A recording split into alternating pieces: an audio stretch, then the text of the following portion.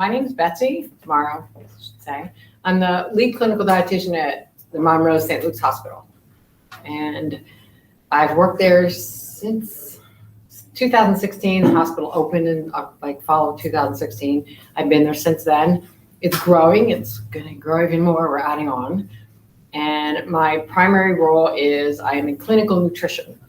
And I see patients and work with patients. You know, the other end of the nutrition in the hospital is obviously the dietary kitchen department, where we prepare food and follow special diet guidelines. And the general manager in there looks to the clinical team to, recommend the foods they have. The diets are, if you're diabetic, you have a diabetic diet. You have heart disease, you have a low salt, low fat diet. Different diets for different people.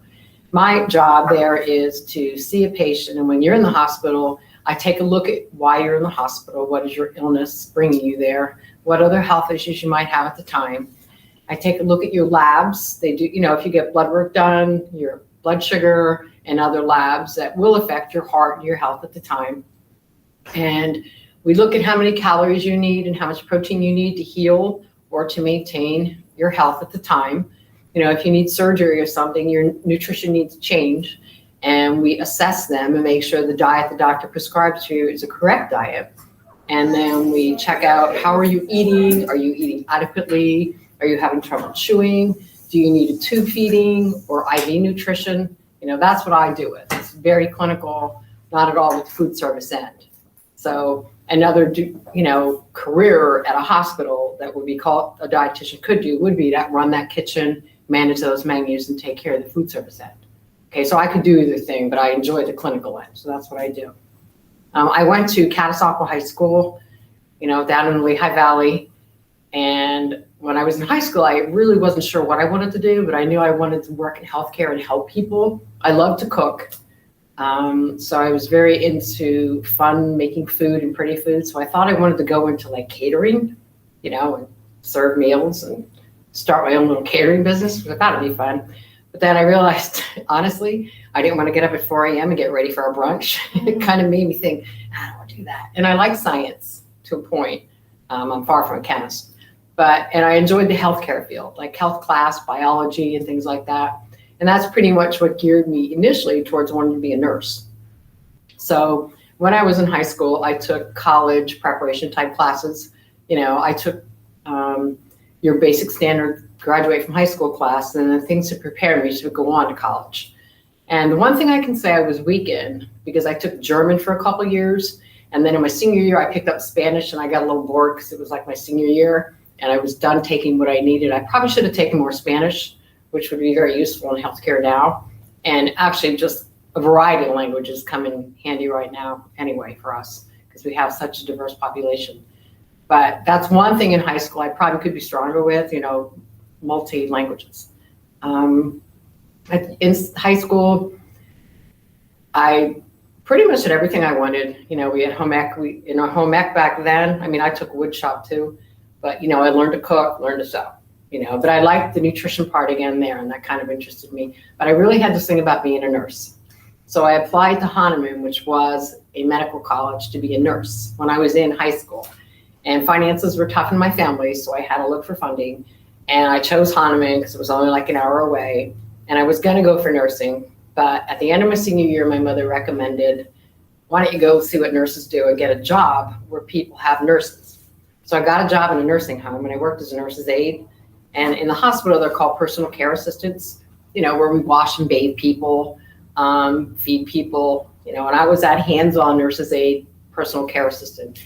And I did that for the summer and decided I didn't want to be a nurse. So now there I am. I enrolled at Hahnemann. I already wasted money on an apartment, like a little studio place, but said, nah, I really think I want to go more towards a different healthcare field. So kept working as a nurse's aide, and I enrolled at Penn State Lehigh Valley, which was like a community college then, because I knew I could start school, maybe go into nursing if I changed my mind. So I worked as a nurse's aide all summer, and I could work as a nurse's aide on weekends and go to college. So I started my basic college classes. You get your standard, everybody has to take in the first year. And then in the second year, I decided I definitely wanted to go to University Park at Penn State and get a degree in nutrition, and I was again interested in clinical nutrition. So at Penn State, if you want to be in nutrition, you're in classes with hotel restaurant management people because they're learning to manage people and entertainment. And I kind of am in the same category. If I want to run a kitchen or I want to work in menu development in a restaurant, all that kind of falls into nutrition. And some of the guys that I've worked with in different places who run the kitchens have hotel restaurant degrees from Penn State. And they had some of the same classes I had at Penn State. So once you go for those basic food culinary management classes, then you branch out to more biochemistry. I would take more chemistry. I took food science classes, cultural food classes, which were really fun because you actually made the food and used cultural recipes and learned all about why they do what they do in those cultures and the foods they choose.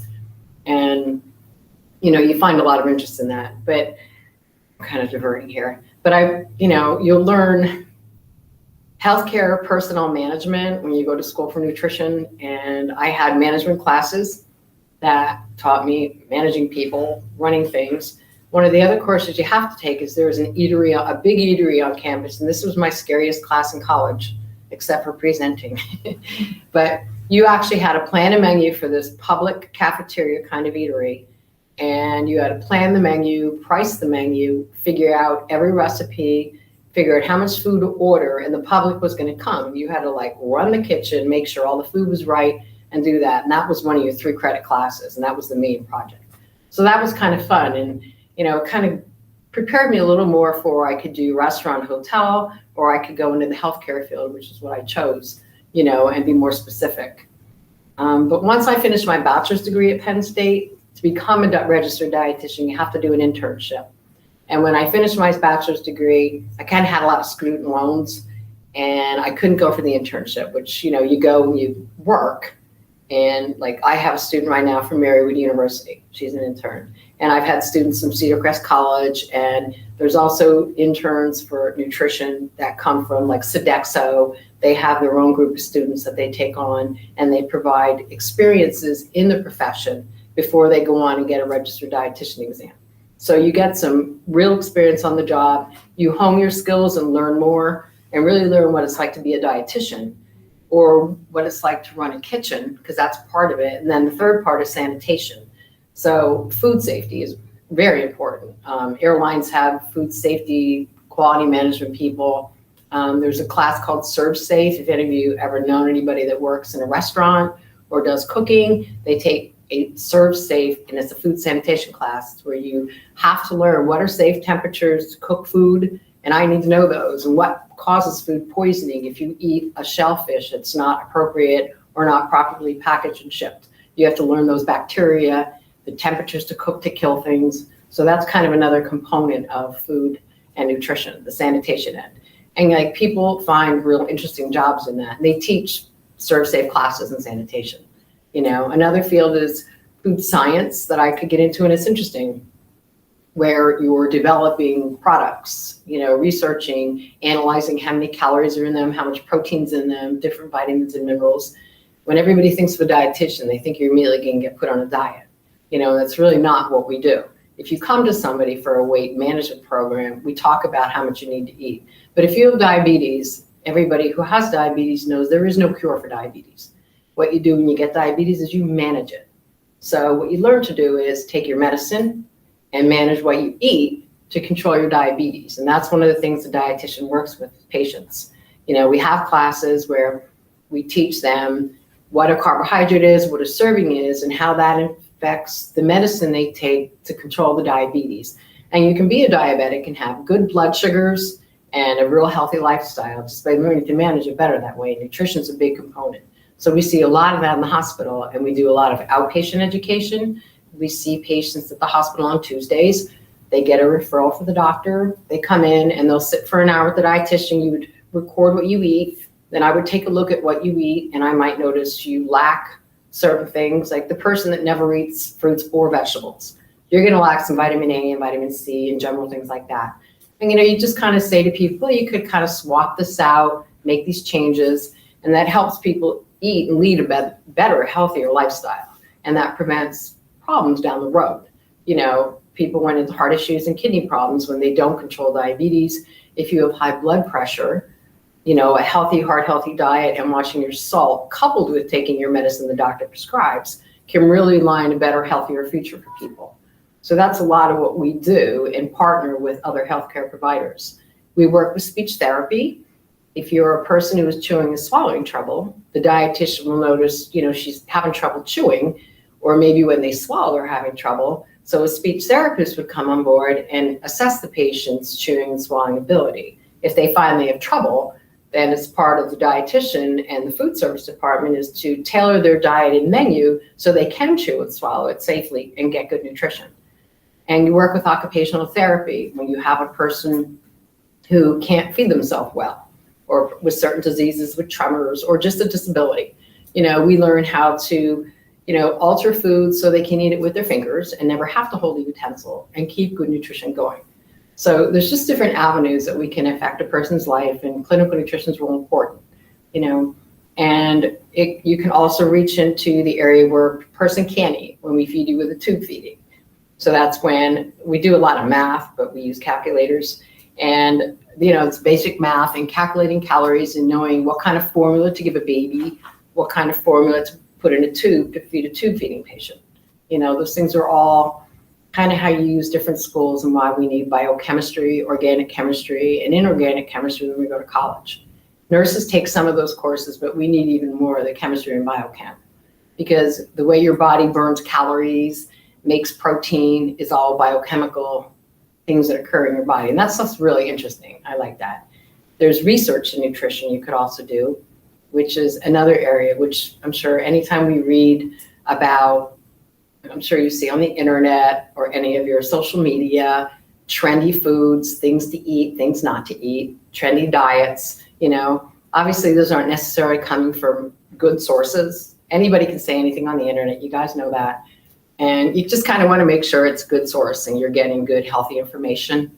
When it comes to recommending vitamins and minerals and herbal remedies, you really want to talk to a dietitian, not a food store or a public vitamin sales guy, because those things aren't controlled, and herbs and supplements can cause health issues in people. So one of the things we look at in patients is, are you taking any kind of herbal supplements or anything like that to, make your nutrition better is what you're trying to do. Maybe you were not guided properly and you're causing damage.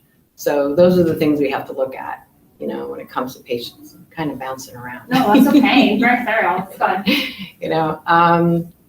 So we can teach. I taught Temple University. I taught a BSRN classes. So those were nurses coming back to get their bachelor's degree, and they needed basic nutrition class. And I taught that for a while for Temple, and that was fun because the nurses were working as nurses. So it's kind of neat when you go back after you work a while and you don't go right to college because maybe you don't know what you want to do. And I went through that period too. But, when you have real learning and then you go back to school, you can relate to patients. If you want to be a dietitian, one of the things you need to be is people-oriented. You want to talk to people. You need to be able to communicate. You need to be able to listen because you want to hear what the patient's telling you, or the client if you're doing counseling, so that you really can root down what are the problems and help them make changes to be healthier, promoting a better lifestyle. And you need to be kind of like math a little bit, but a good listener, you have to like working with people, you can do teaching. There are health coaches who are dietitians, and they will do, internet classes, teaching and recommendations, and health coaches are out there with insurance companies and, a variety of settings where some of them are dietitians, registered dietitians, and they can give good advice to help with diet counseling, nutrition, and weight management. If you have brittle bones, you might need more calcium in your diet. And a lot of what we also talk about is activity, because that's important coupled with nutrition for strong bones and a strong body. So we kind of touch upon activity as well when it comes to your diet and your nutrition. Thinking other sports nutrition. I was interested in sports nutrition when I went to Marywood for my master's degree, and I did my research on female recreational runners because I was liking running then. But I knew a lot of girls start running to lose weight.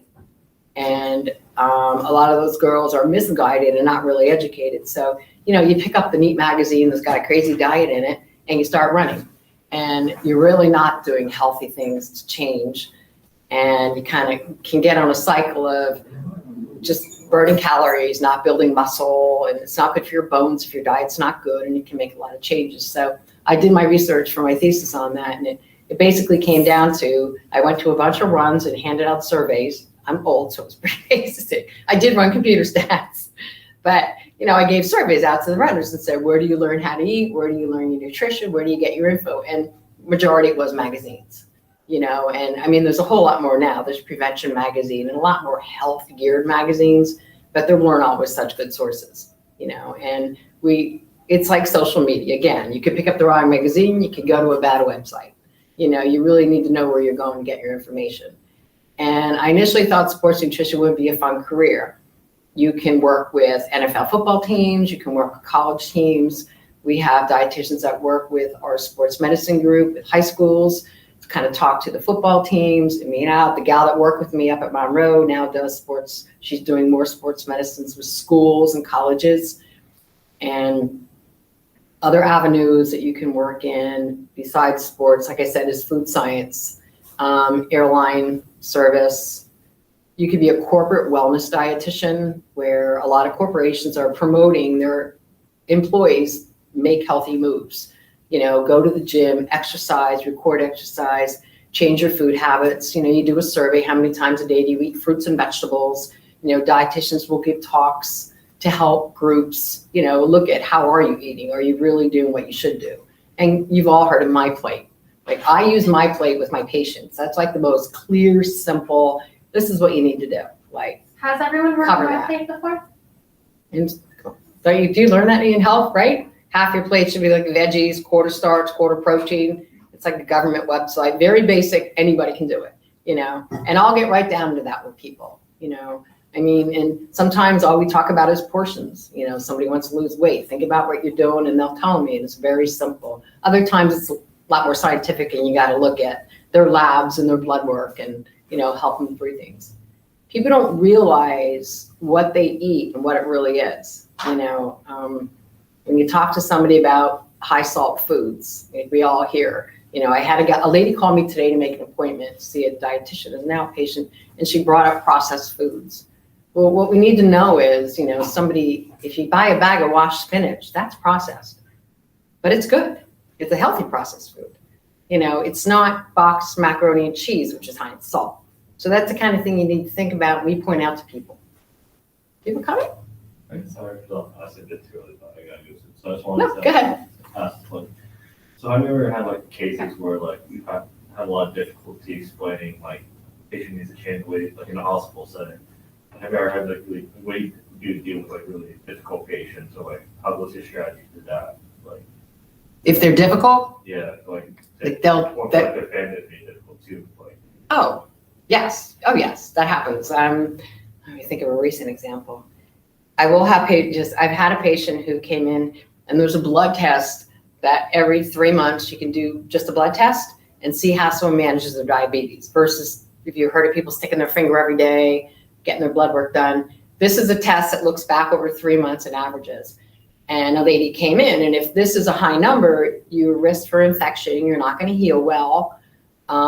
When your diabetes isn't controlled, it can damage your kidneys, cause feeling and nerve problems in your hands. So you really want to get a grip on it. And the problem with diabetes is you don't feel high blood sugar.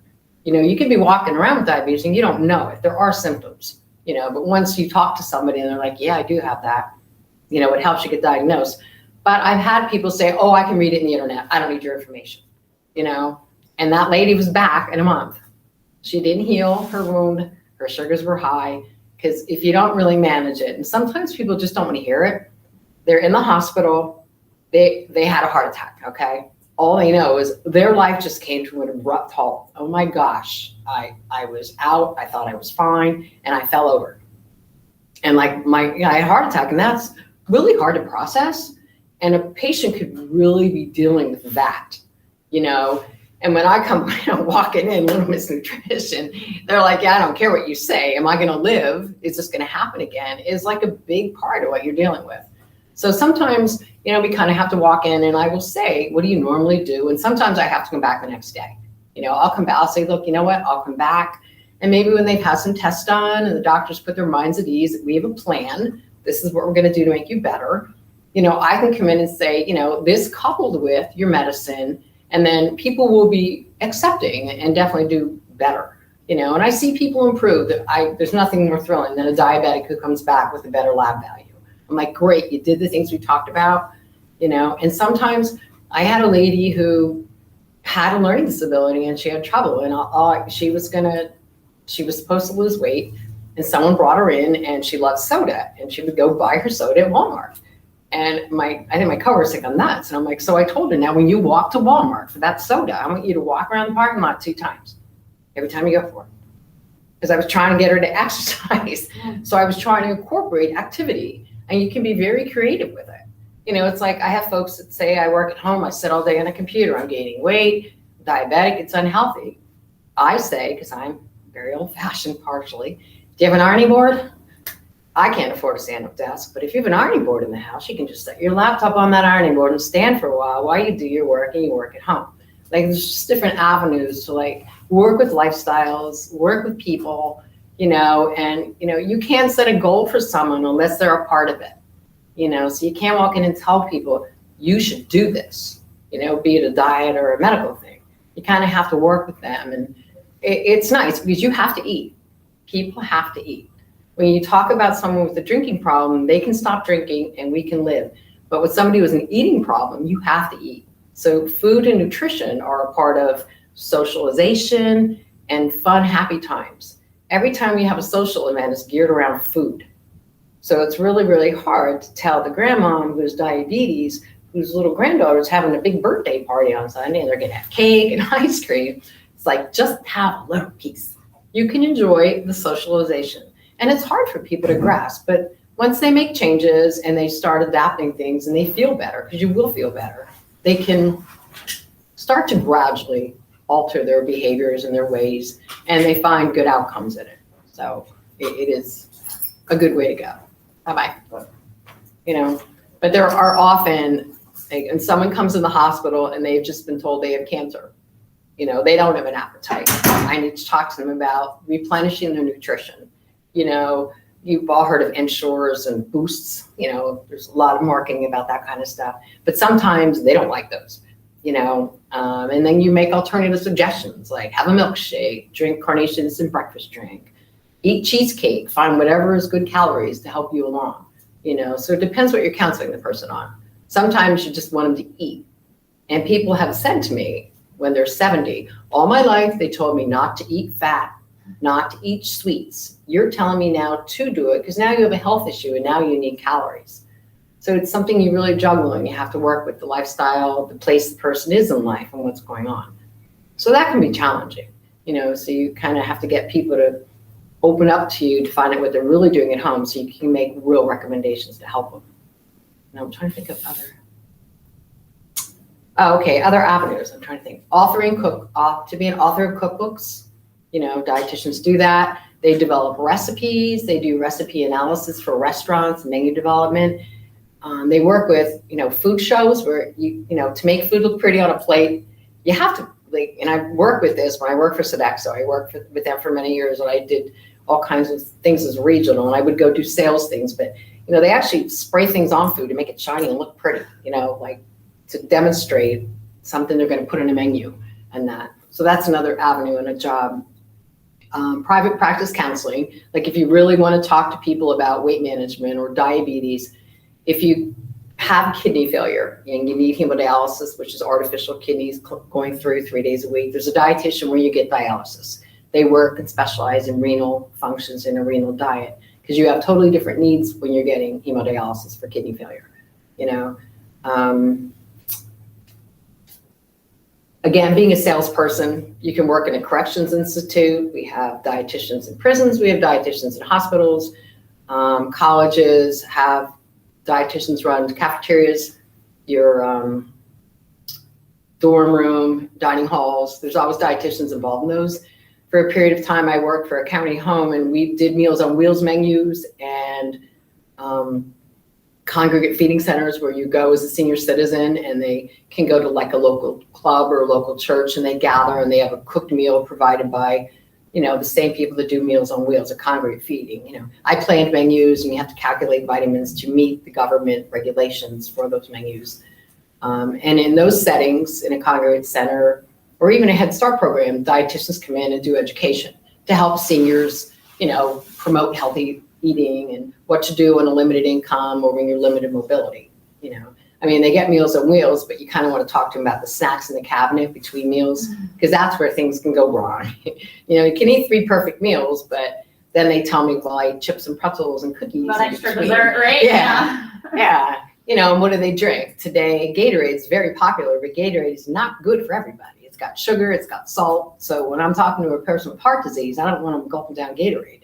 It's like, no, you don't need salt, or soda, obviously, with the sugar in it.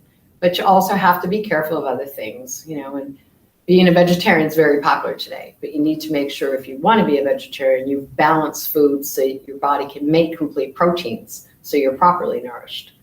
That's important. A lot of people are avoiding dairy today, no cows, no milk. Well, that's an important vitamin D, riboflavin, vitamin A, and calcium that is imperative for your teeth and your bones growing up. So if you're not doing weight-bearing exercise to keep your bones strong and eating adequate calcium, that isn't good for your bones and your health moving forward either. People develop what's called osteoporosis later in life. So when you talk about almond milk and rice milk, and there's oat milk, my mother brought it home. But in almond milk and rice milk, there's no protein. It's water and additives. So you're not really replacing milk with a dairy that's going to give you the same nutrition. So you really need to be careful when you buy things and what you choose. There can be a lot of sugar and calories in almond milk and that too, if they're flavored. So you really need to understand, and that's what dietitians try to help educate people with.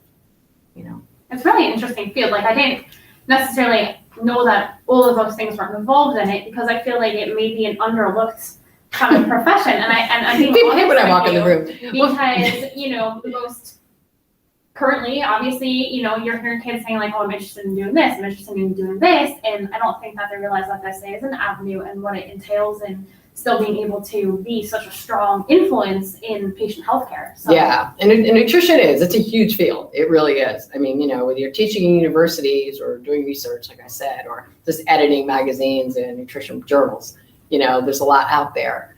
And there's so many options. I didn't realize that one path could lead you all those different directions. Yeah, if you go to a gym or something, there's health clubs, wellness centers, have dietitians there for the folks that come in. There's just, there's all kinds of ways to learn nutrition, not just the internet, and again, be careful, what you read in the internet. There are dietitians who have blogs and good services on the internet too, just make sure they're credentialed, registered dietitians, and they do other things too. I'm trying to think where I've seen. Not to interrupt you, but I know that you had mentioned about, so you had gotten your bachelor's degree first. From Penn State. And then you needed to take a test in order to become a licensed. Registered dietitian, yes. Dietitian. So there's dietitians and there's dietetic technicians too, they also. Okay. But the Academy of Nutrition and Dietetics has standards and guidelines that you have to take a particular set of courses to be eligible to sit for the RD exam. And then you have to do the internship, which is what I mentioned, where you cover food service sanitation, you cover clinical nutrition, and then community education, where there's health centers and community health centers where dietitians work and promote. They work at diabetes centers with community and do large classes. Bariatric centers where people get weight loss surgery. You've heard of weight loss surgery. They have a dietitian that specializes in that nutrition, working with the patients, making sure they obtain healthy habits prior to the surgery and then help them maintain it and maintain health afterwards. And once you get that license, is that something you just renew by staying educated? Yes, we have to continue credits. We need a certain number of credits every 5 year. We have to develop a 5-year plan for goals that we will get education in, and it's specified under what we do. And specifically, St. Luke's would provide you with those opportunities to achieve those. Some of them, yes, but some of them I get through journals, seminars, online webinars. We can do a lot of webinars online. I get a monthly Academy of Nutrition and Dietetics journal, and in there's research articles, so you can read articles, take a quiz online, and get a credit. It's kind of the same as you could do remote learning. so I can remote learn or Right. go to a conference, Okay. you know, And and would it's there- different topics. Different topics. So would there be a difference, like if you were registered for Pennsylvania versus a different state, or the different like The local licenses would be regulations? different. Like there's a So- license in Pennsylvania. So you just have to apply for a different license in a different state? Yeah. Okay. New Jersey doesn't have licensing yet, but they're working on it. Oh. COVID kind of slowed it down. I know it's Okay. unusual. They're normally the licensing state. Okay. But yeah, they're working on getting it. So it's called an LDN. It's a licensed dietetic nutritionist. It's Okay. behind our RD is registered dietitian. Okay. So the license you get, so for the license, you need so many credits in clinical, Okay. where the RD, it can be research, clinical, education, you know, being a mentor for an intern, I could get credits for the time I spend, you know, if I put in paperwork and get it that way. Kind of funny. But there's different classes. I can go take a class on the latest research of soy and breast cancer, or I could go to a class on diabetes and educating and consulting, you know, and there's a diabetes symposium this weekend that St. Luke's offers where you can spend 4 hours and get so many credits for attending. So there's a lot of variety in that. Mhm. Yeah, you can look for it online in books. You can get an entire textbook, you know, and it can be worth 30 credits. I just go through the whole thing, take exams, you know, it's kind of remote learning to keep up your RD. Do you guys have any questions up to this point? Or no? Like quite fast. I think I touched upon the menu writing, restaurants, colleges, yes. Yeah. So again, you know, getting exposure in any kind of field you're interested in really helps. I mean, I know when I was going to Penn State, I was kind of interested in being a physician's assistant. And when I applied to Penn State Hershey, I got an interview, which was impressive. But what they said to me was get a little more experience in healthcare. So I was, this is really aging me, a candy striper, which was a volunteer in a hospital as a teenager. I think I was like 14, 15, you know? And I went in the hospital and handed out water and did that. And we didn't have to do it in high school when I was in school. Now you serve community time, right? Or they do hours I on don't some know, do you levels. guys require hours for volunteer in school, for high school Yeah. or anything? Some of ours have community hours in some of the schools. And so I did that, and then working as a nurse's aide kind of exposed me to the hospital and what was going on, and you know, good things, scary things, because you're in there, you know. And if you ever volunteered in the hospital or did anything, you come across all kinds of things. Sometimes you don't look in the room, you know, people, you know, are shocking, and it's just real good for you to get to know, and it kind of makes you feel like, gee, I'd like to do this. I want to help people, you know. And I liked food, and I wanted to work with people, so it kind of went together for me in that respect, you know. Do you work in like a hospital setting, a clinical, or kind of like, do you go to people's houses? No, in the past, I had looked at a home RD job where people who are at home on tube feedings and aren't able to get out. They did have dietitians that did that, and they pretty much rely on visiting nurses for that now. But every now and then a dietitian would go and look at your tube feeding or the problem the person had because they couldn't get out.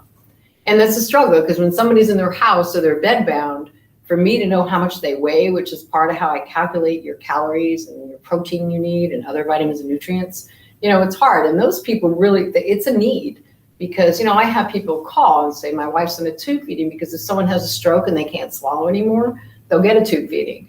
And they don't, maybe they want to go back home with their family, you know, but they need somebody to tell them, ooh, she's gaining weight. What should I do with her tube feeding? You know, and that would be a place where you try to make an appointment with a dietitian, or a doctor would reach out to the dietitian and we'd say, this is what you want to change the tube feeding to, or reduce the amount, increase the amount, you know, things like that in the home. I'm trying to think of other community things. The diabetes classes are a community thing. And like I said, going to the senior center, Head Start programs, kids, you know, going and doing some cooking presentations in schools and that for young kids to get them interested. You know, it used to be fun.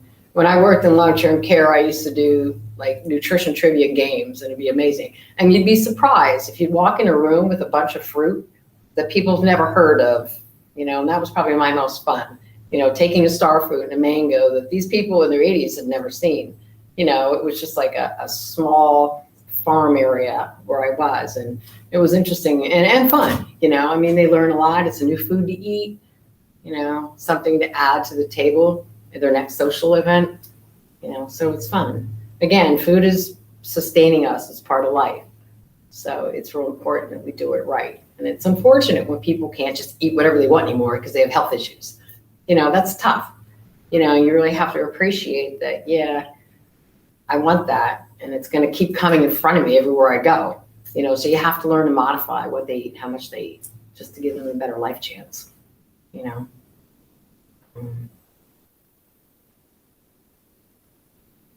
think we covered a good spectrum.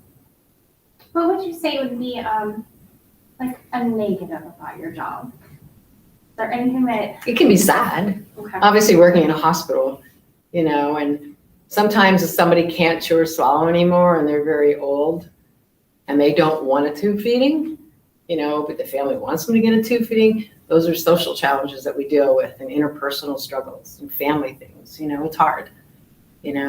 Like, we can look at a person and know what's really going on with their medical things and what's best for them isn't necessarily the perfect cure. It's really about the person, and what do they want, and doing what they want, So, and getting better to them made me going and eating whatever they want because they have cancer now.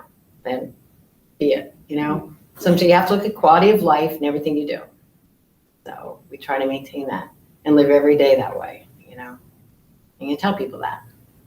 And it's hard. It's hard, when people come in and there's, you walk in the room and it's like they can't eat right now because when you come in and you're really sick, they're going to do tests. And that gentleman asked about dealing with irate people. You're really hungry and we're telling you you're not allowed to eat till we do tests. They call that hangry. Ooh, people can get just horrible. And they're like, you kind of walk in the room like, oh no, I'm the food lady. And they're going to just rip my head off. It's all they want me to say is you can eat now. And I can't. So sometimes, go in those rooms, you kind of judge it by I'll go tomorrow because of what's going on, and that happens, or they're going to have surgery and they broke their leg and they're starving. Well, sorry, you can't eat because you're not allowed, those situations are kind of funny and they're really not in jeopardy, but they're not liking their stay. And customer service is very important in anything we do, whether you're working on an airline serving food or you're in a hospital. Customer service is the bottom line. You want to make people happy. You want them to feel like you're helping them and you want them to come back, and feel good about their experience, So if you prepare a bad meal and you serve it well and you really make the atmosphere better, it kind of cuts the bad.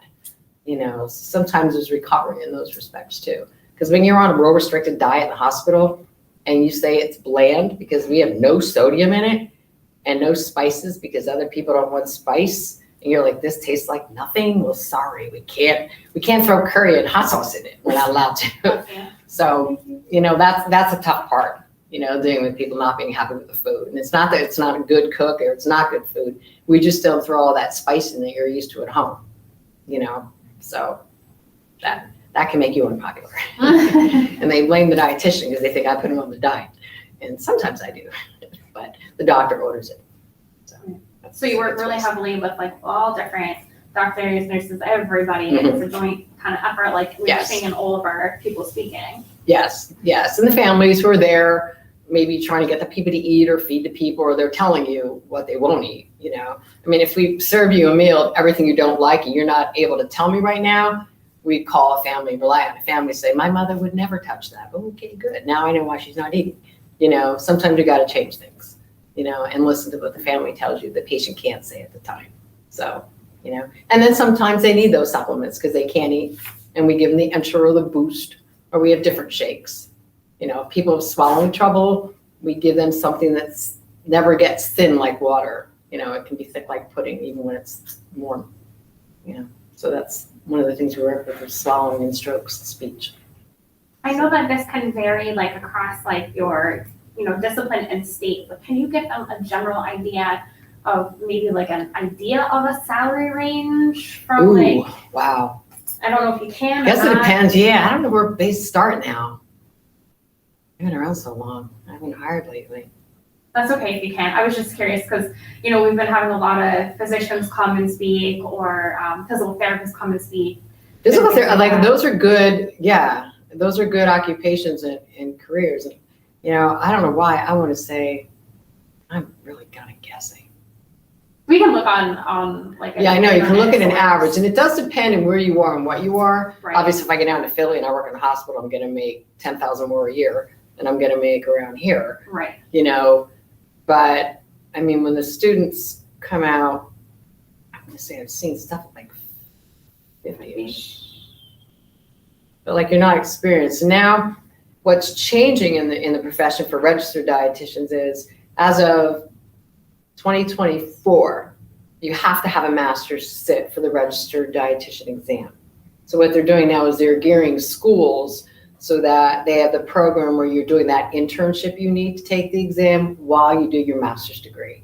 So you can kind of do it together, and then when you're done, you can sit for the RD exam. Where I went and got my bachelor's, then I couldn't afford to do the internship. So I worked as a dietitian for WIC, where I didn't need to be registered, and I was working as a nurse's aide to make money and pay some debts off. And then I was able to do my internship and apply to go back and get my master's, just because I wanted to teach college for a while. So I got my master's degree, because you need a master's degree to teach in college. So I could teach undergrad students nutrition classes and that, you know. But like I said, I taught the nurses for Temple instead, which was fun. And that's pretty much the biggest change in the avenue now, is you're going to be required to need a master's to sit for the RD exam. Before it was just like a bonus to have it. You could get different jobs, you know, especially in education. That seems like a lot is kind of transitioning. They're telling us that they think that the OT might be transitioning to and stuff like that. And so, PT, yeah, physical therapy's been up there for a while. Right, yep. So Yeah. education might be kind of slightly shifting a little bit. Yeah, and it's interesting because, you know, healthcare in itself is shifting to more trying to like you mentioned home care, and that, you know, they're really shifting, like home physical therapy, home occupational therapy, ways to help people at home so they don't have to be institutionalized, you know, or stay in the hospital longer. And right now it's really hard to get people into rehabs, you know, it's full. I worked for Good Shepherd in the Lehigh Valley, and we specialize in brain injuries. So, you know, when that patient that would come in who either rode a motorcycle without a helmet and did brain damage, or a person who, you know, I can name all kinds of crazy things that happen and nobody thinks happens, you know, but when that patient comes in and they've had brain surgery, you know, they're kind of not doing anything. So we're tube feeding them, and it's really fun to watch them get better. And as they start to speak again and they wake up, you know, and we start giving them food by mouth, and so we can get rid of the tube feeding and get them back on food and watch them just get better. And I worked with pediatrics for a while, and that was very rewarding, you know, watching a little boy who, you know, little kids' brains heal better, but I never thought he'd ever walk or eat again. And like, it was really cool, like going through that process and seeing him, you know, get better and walk out of there, you know. So, I mean, in healthcare, there's a lot of that huge reward, you know. Of course, I was thrilled they could eat by mouth again, but walking was thrilling too, you know, but everything they did, it's just very rewarding. If you started like a business, like say you did, and then like, for example, like a bodybuilder, and you did like a plan for a show, like with your degree, would you be qualified to like give them like a plan, like a diet? Yeah, a dietitian works with those groups. Yes, absolutely. There are sports dietitians out there all over who have, I mean, there were nails in I remember one guy in one of my Penn State classes, he clearly was like a big bodybuilding guy, and he was going to do that somewhere in a wellness center in a gym. Yeah. And like, they work with strength teams and strength coaches. The dietitians work with them, because when you eat protein, like everybody thinks you eat protein and build up muscles. When you eat protein, it's digested and broken apart. It isn't like your body's not taking it, using it as protein. Your body needs to take the components and rebuild the protein. And that's where good nutrition comes in. You know, you can't just eat a bunch of protein, because your body breaks it down to what's called amino acids. And then if you eat enough energy and everything else, your body takes those amino acids and builds the protein back up again and uses it.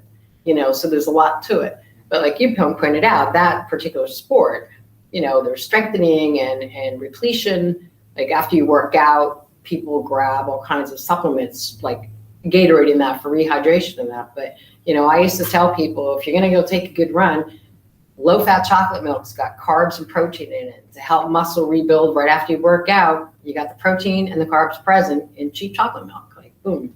You know, you don't have to buy expensive shakes and supplements, which some people do, and they like them.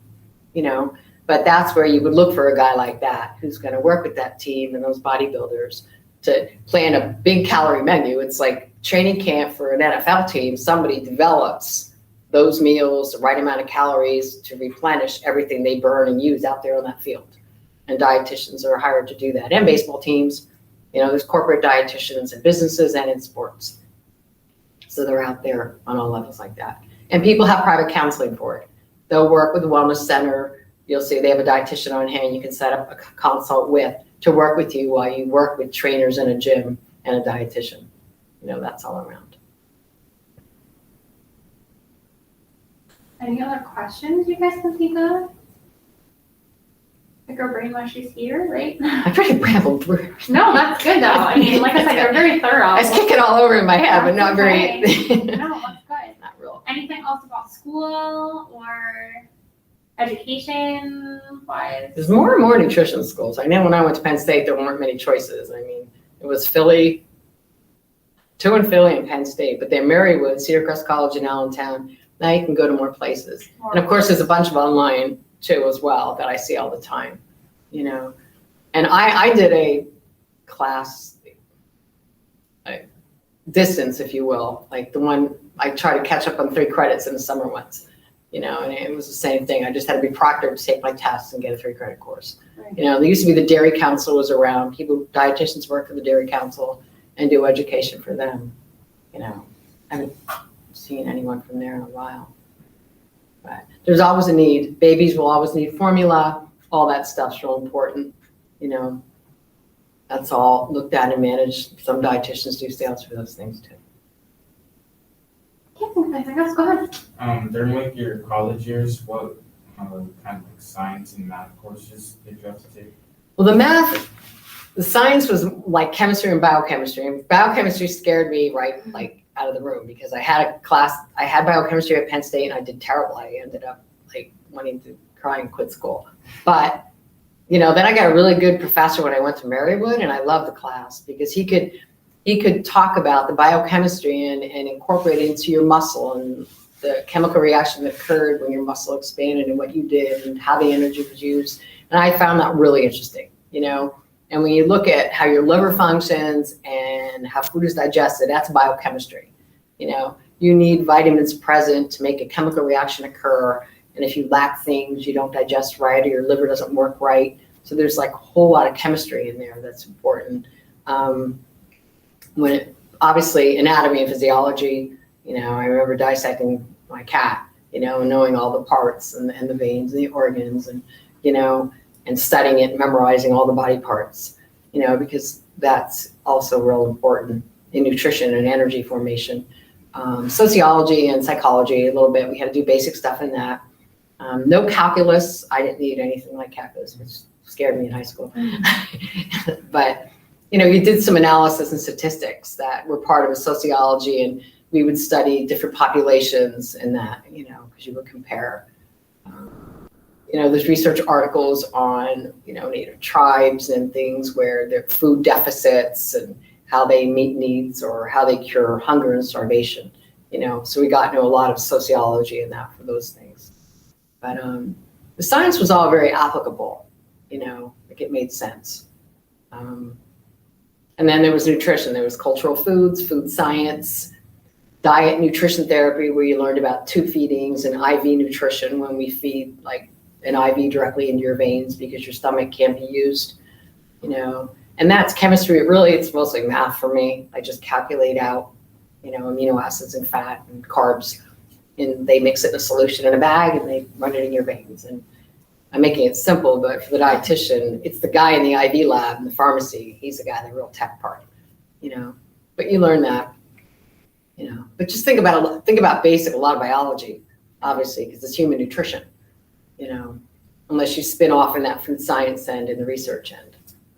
So, but then even then there's going to be, nutrition. So when you think about cooking and breaking down things, when you cook vegetables in water, vitamin C comes out because it's water soluble, and it's just like you learn things like that in food science. So we learn how to preserve things and how food can be maintained to be more nutritious and how you cook affects how good the food still is. Does that answer your question? Yeah. I guess. Okay. Any other piece of advice since they're in high school at this time? I mean, you gave some great like recommendations for classes as we're getting close to picking classes and stuff like that, but anything else that like you wish you might have done different or that you would suggest? The language. I think we forget about that sometimes and it's so like there and like we realize it, but like we don't even think about it. But Yeah. I think you guys are required to take so many years, right, of the language, and we offer German, right, and Spanish and French. So Yeah, those are the three. Yeah. Still, yeah. but keep And that in mind. Maybe continue your language. Like, it can be useful because you'll see jobs definitely that are bilingual, now. It's just very helpful. And it depends on the area and what you're working with. But, yeah, and just get exposed to see what it's really like, I mean, to be a nurse, you can't just, you don't just give medicine. You got to really be able to like look at people and examine people and like people and do things. And a doctor, like he can be the smartest guy in the world, but if he stands by the bed and can't relate to the person in the bed, yikes, it's tough. And the patients want to be comfortable and the doctor wants them to communicate with them. So for all of us, it really is about, you really want to connect with people and be comfortable and, get good at just listening, I think that's a lot of it. And you can't stay in an office and take care of people. You got to get out there and get in front of them, And with COVID, it's been tough. I mean, and like when we were looking through windows, like when I look at you to see if you're malnourished, I have to like look at your bones and in your face, and if you're wasted in here and if you're sunken here, and how the muscles in your hands and legs are. Well, I didn't go in COVID rooms, and we had a lot of them. But I could look through the glass and, I'm kind of looking and the person's got their covers up. It was kind of so frustrating. So I'd have to say to the nurses, would you come in and just like pull a shoulder back so I could look at, because the nurses would put all the PPE on. Now in some of the units, like in the intensive care, they would turn all the pumps so I could look through the glass, so I could see the number on the tube feeding, the number in your IV fluids that are running. I could look at all those numbers to see what people were getting.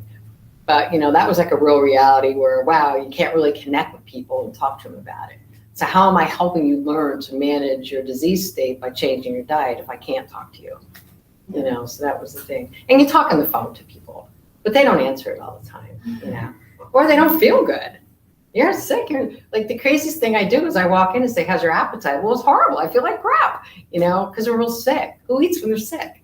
But I have to do that. It's my job, but then people come around and they start eating better, and you understand that when you try to get a diet history, those are the awkward moments, but I understand and they understand,